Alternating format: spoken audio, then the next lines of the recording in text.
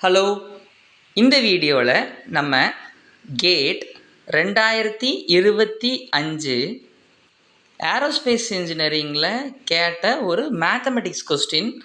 அதை சால்வ் பண்ணி நம்ம சில கான்செப்ட் லேர்ன் பண்ணலாங்கிறது தான் அந்த வீடியோவுடைய ஐடியா.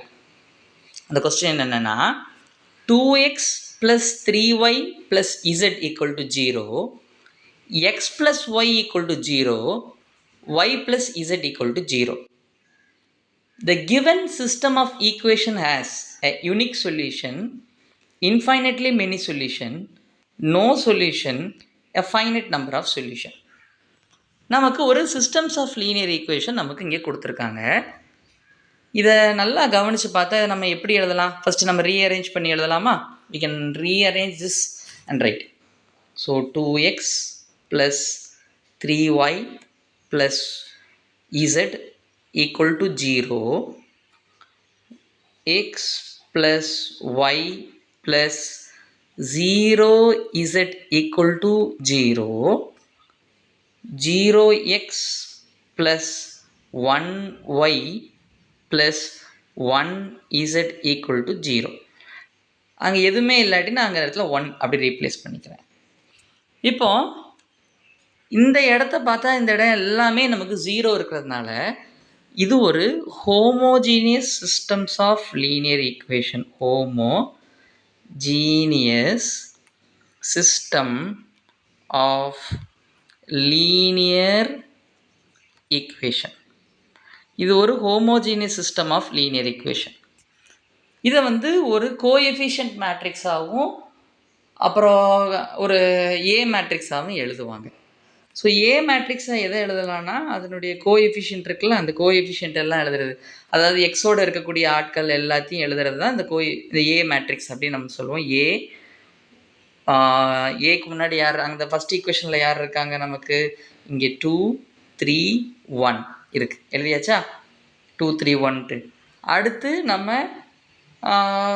1 1 0 அப்படின்னு நமக்கு ஒரு இது இருக்குது, அந்த ரோல் எழுதிக்கலாம். செகண்ட் ஈக்குவேஷனை செகண்ட் ரோவில் அதோட XYZக்கு முன்னாடி யார் இருக்காங்களோ அதை மட்டும் எழுதிக்கலாம்.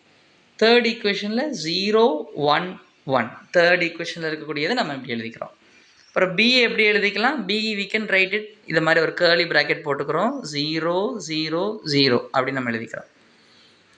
எழுதின பிறகு இதை மாதிரி கிடச்சிச்சு. இப்போ ஆகுமெண்டட் மேட்ரிக்ஸ் நம்ம எழுதலாம். ஆகுமெண்டட் மேட்ரிக்ஸுங்கிறது இதுதான், இது பேர் தான் ஆகுமெண்டட் மேட்ரிக்ஸ்.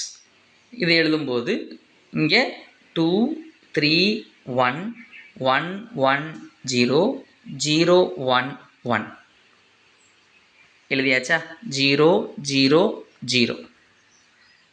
இது ஒரு ஹோமோஜீனியஸ் சிஸ்டம்ஸ் ஆஃப் லீனியர் ஈக்குவேஷனாக இருக்கிறதுனால homogeneous systems of linear equation is always consistent. The solution of the homogeneous system of linear equation is always consistent. இதுக்கு solution எப்பொழுதுமே என்ன இருக்கும்? is always consistent. CON consistent.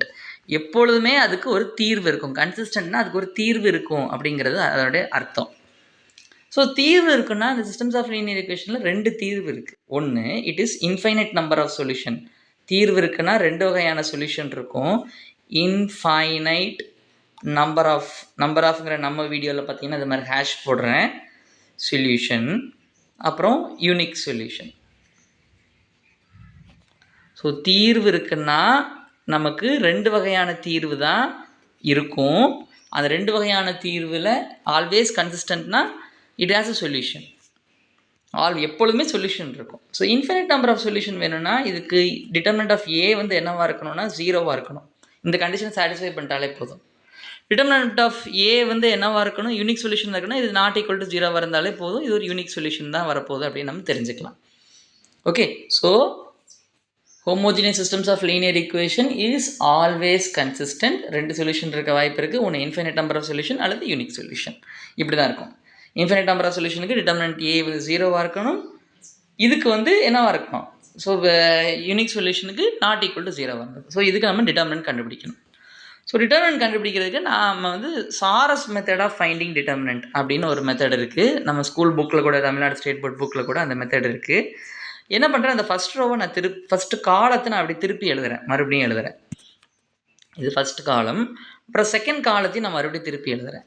எழுதின பிறகு இது காலம் 2 எழுதியாச்சா? ஓகே, எழுதிட்டேன். இப்போ நான் எக்ஸ்ட்ரா இருக்கிற அந்த லைன்ஸ் எல்லாம் ஐ எம் கோயிங் டு ரிமூவ்.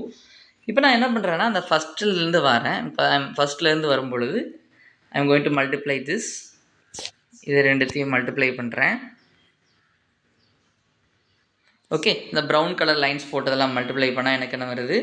இப்போது நான் என்ன பண்ணிகிட்ருக்கேன், I am going to find the determinant of A by Sarrus method. So 2 into 1 into 1 அதை நான் மல்டிப்ளை பண்ணுறேன். 2 இன்ட்டு 1 இன்ட்டு 1 என்ன? 2 ப்ளஸ் 3 இன்ட்டு 0 இன்ட்டு 0 எவ்வளவு? 3. 1 இன்ட்டு 1 இன்ட்டு 1 என்ன? 1. ஓகே, எழுதியாச்சு. இப்போ நான் கீழேருந்து நான் மறுபடியும் மேலே I am going to go. இதை மாதிரி நான் போகிறேன். ஸோ அந்த 3 இதை போகும் பொழுது இந்த இடத்துல இருக்குது 0 into anything is 0. 0 into 1 into 1 is 0. அப்புறம் 1 into 0 into 2 is 0. 1 into 3 into 3 is 3. எழுதிட்டு இது எல்லாத்தையும் மொத்தமாக இந்த மூணுத்தையும் நான் குரூப் பண்ணிக்கிட்டு நான் என்ன பண்ணுறேன், இன்பிட்வீனில் ஒரு மைனஸ் போட்டுக்கிறேன். உங்களுக்கு சாதாரண மெத்தட் ஆஃப் டிட்டர்மினன்ட் தெரியும்னா போய்க்கோங்க, நோ ப்ராப்ளம். சார் இந்த மெத்தட்லாம் கண்டுபிடிக்கணுமான்னு கேட்டால் அப்படிலாம் இல்லை. நான் எதுக்கு இப்படி என் ஸ்டூடெண்ட் ஒரு முறை இந்த மெத்தட் சொல்லிக் கொடுத்து கன்ஃபியூஸ்டு ஹியர். ஸோ இது நல்ல ப்ராக்டிஸ் இருந்துச்சுன்னா please go with this method. சரியா? So 2 + 1 + 3 is what? 6. 2 + 1 + 3 இஸ், ஒரே ஒரு நிமிஷம், I will check the thing. 2 into 1, sorry, இங்கே பாருங்கள். 3 இன்ட்டு 0 இன்ட்டு 0 என்ன? 0. அந்த இடத்துல நான் மிஸ்ட 0. இந்த இடத்துல ஒரு 0 வரணும்.